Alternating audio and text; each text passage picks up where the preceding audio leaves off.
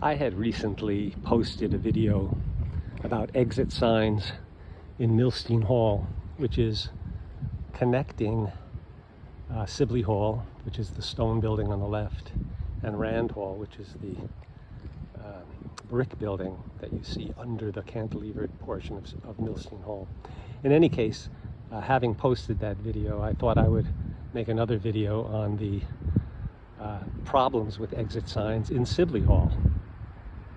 So this is the exit stair in East SIbley Hall at Cornell.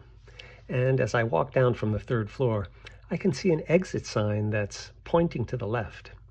Seeing this sign, I might be inclined to exit through the door in order to follow the path indicated by the sign. The problem is, this is the second floor, which is not an exit floor, so following that exit sign could lead me right into a fire. The reason that the exit sign is visible from inside the egress stair is that a perfectly good masonry fire barrier was replaced by fire-rated glass. Such glazing is perfectly legal, but one of the unintended consequences is that things that were never intended to be seen because they are outside the stair suddenly become visible through the transparent surface to people inside the stair. This exit sign is supposed to direct people outside the stair to exit into the stair.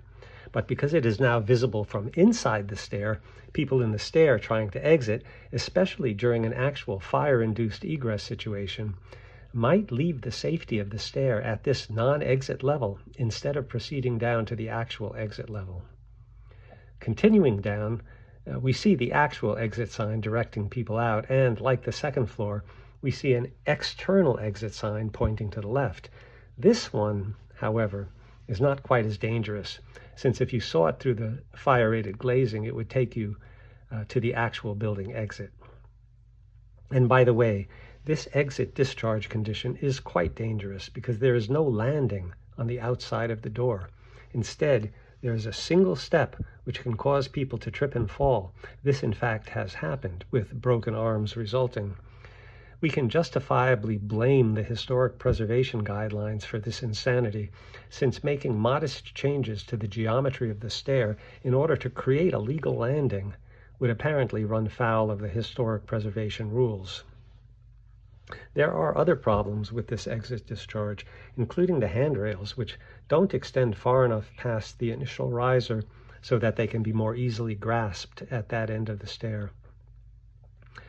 I'll leave some links in the YouTube description for my video about exit signs in SIbley Hall, as well as my blog post about structural problems on the top floor of East SIbley Hall.